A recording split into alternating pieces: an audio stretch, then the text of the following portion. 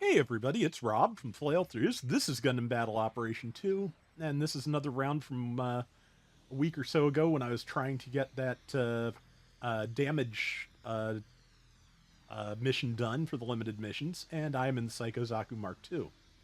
Psycho Zaku Mark II has a lot of good ranged weapons, but its main deal is it has a really strong heavy attack, as well as melee combo controller level 3 with two separate melee weapons, so as long as you have boost, you can just perpetuate your melee combo forever. So if you can't get the heavy off, you can just stand there and just keep tearing into people with the thing. It's a pretty great and for a long time overpowered suit, but I think it's a little bit more manageable now. It doesn't. I'll put it this way: it doesn't seem like it's like the go-to in this in its cost range anymore, which is usually a pretty good sign that it is not as dominant as it was at one point. That said, if that person hadn't moved, I think that would have landed, but that's okay, because again, I can just keep going. Yeah, the force swing was a little shallow, but I can get closer, and these won't be. And again, just uses little enough boost that once I have somebody locked down, I can take them out if nobody is there to help them, and if my timing was good, which it was. So, and here is the, I believe that's the Zaku 3 Psychomu test type, the one that has Kshatriya binders. That is down, and yeah, I was thinking about launching a heavy there, but I was pretty sure I'd knock down allies, so let's go up here where I won't. And missed, because that person was scooting back as fast as they could, which was wise. That is a Rigazi, so we are fellow heavy attackers. And yeah, I also have a sub-weapon Zaku machine gun, which is good for build stun and when you're having trouble getting a lock on somebody with instant stun. Because, yeah, a little bit of ASL never hurt anything in that case. And yeah, it also does have a cracker grenade that just stuns, a fairly rare thing there. And I caught it in a counter, and that is my win against the Rizi.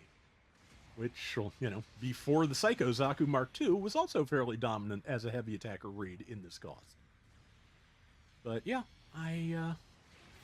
crunch. Yeah, we took out that Zaku 3 pretty quick. Yeah, heavy attacks. Always Sonic has been posting a bunch of videos lately titled Heavy Attacks Are a Perfectly Fair and Balanced Mechanic, one of which guest stars me in the Perfect Gundam on the opposite team, if I'm not mistaken. And yeah, his team won the round handily, and he took top score on his side. So yeah, he's not joking. It is, I feel like I don't know how to feel about it. Like when somebody can get their heavy attacks off, it is definitely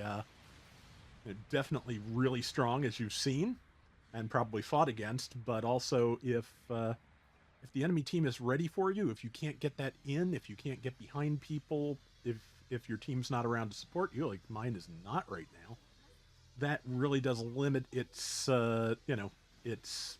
capabilities. It's one of those things. It is a very conditional thing, and are the conditions enough to offset its power?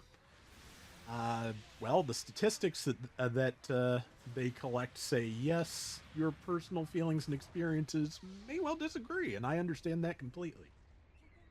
But they are, at this point, a pretty well entrenched part of the game, so I kind of don't see them changing the mechanic anytime soon.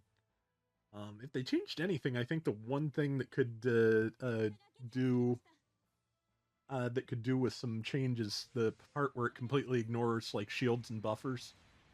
Like you know, maybe skip the buffer part or make reduced damage go through the shield, something like that. Like split the damage between the suit and the shield. I don't know. But yeah, as you can see, it does ignore shields. I just absolutely obliterated that Gundam shield and did tons of damage to it. And this should just be a downswing situation. Okay, somebody else got it, and that's fine.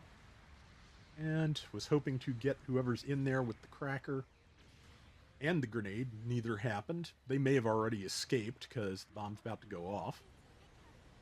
I don't know if I mentioned it, but I was running, I forget what I was even running recently with the, yeah, and that was like just the last hit of the combo hitting for 4,000.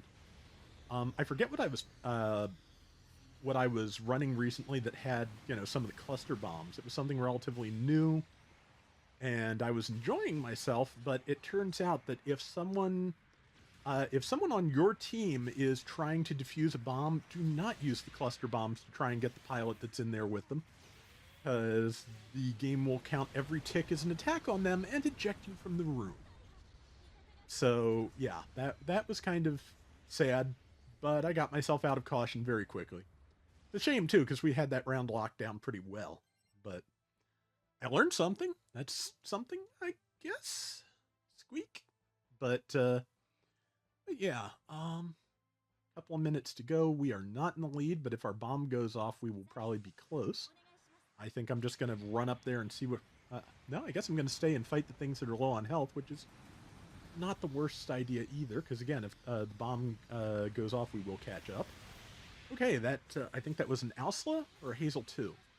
And it was... I think it's an Ausla, and it was ready for me. And I may die before I get to actually do anything. Bomb went off. We're in the lead. That's our Nomadus. I'm glad I went around it. And again, just enough melee hits, you can stop somebody. You sometimes, timing melee combo controller hits can be tricky.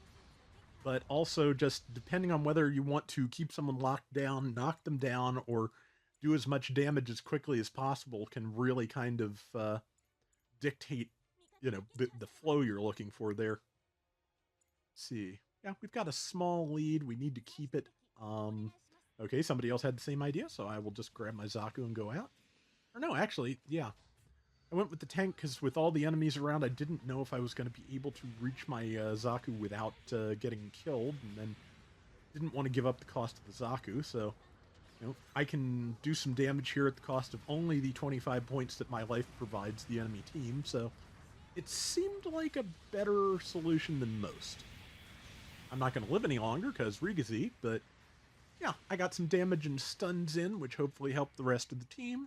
And again, they only got 25 points out of me, so I've had worse ideas lately, which I think some of those you saw in the Engage Gundam booster round. So time to get back in there, though, and see if I can bring Stabity. Let's see. Well, it's more of a chop, but I just always loved that name.